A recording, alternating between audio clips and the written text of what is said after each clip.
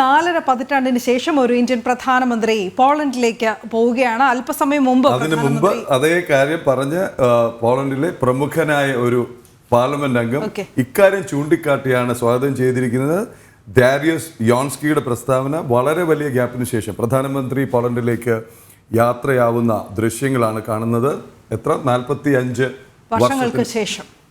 തീർച്ചയായും നേരത്തെ പറഞ്ഞ പോലെ തന്നെ 45 വർഷങ്ങൾക്ക് ശേഷം 4.5 പതിറ്റാണ്ടിന് ശേഷം ഒരു ഇന്ത്യൻ പ്രധാനമന്ത്രി അവിടേക്ക് പോകുന്നു, പോളണ്ടിലേക്ക് പോകുന്നു എന്ന പ്രത്യേകത പ്രധാനമന്ത്രി തന്നെ ഡിപ്പാർച്ചർ സ്റ്റേറ്റ്മെൻറ്റിൽ കുറിച്ചതുപോലെ 7 പതിറ്റാണ്ടിലെ, അതായത് 70 വർഷങ്ങളിലെ നയതന്ത്ര ബന്ധം അത് എത്തി നിൽക്കുമ്പോഴാണ്, ഇരു രാജ്യങ്ങളും തമ്മിലുള്ള നയതന്ത്ര ബന്ധം 7 പതിറ്റാണ്ടിൽ എത്തി നിൽക്കുമ്പോഴാണ് ഇപ്രകാരം യാത്ര തിരിക്കുന്നു എന്നുള്ളത്. അത് അഭിമാനം നൽകുന്നു എന്നാണ് പ്രധാനമന്ത്രിയുടെ വാക്കുകൾ. തീർച്ചയായും കൂടുതൽ ഊഷ്മളമാകും ഈ ഇരു രാജ്യങ്ങളും തമ്മിലുള്ള ബന്ധം എന്നതിൽ സംശയമില്ല. കാരണം യൂറോപ്യൻ രാജ്യങ്ങളിൽ പല രാജ്യങ്ങളുമായും ഭാരതത്തിന് പല രീതിയിലുള്ള സഹകരണമുണ്ട്. അതിൽ ഏറ്റവും കൂടുതൽ സാമ്പത്തിക സഹകരണമുള്ള ഒരു രാജ്യങ്ങളിൽ ഒന്നാണ് പോളണ്ട് എന്ന ഒരു പ്രത്യേകത.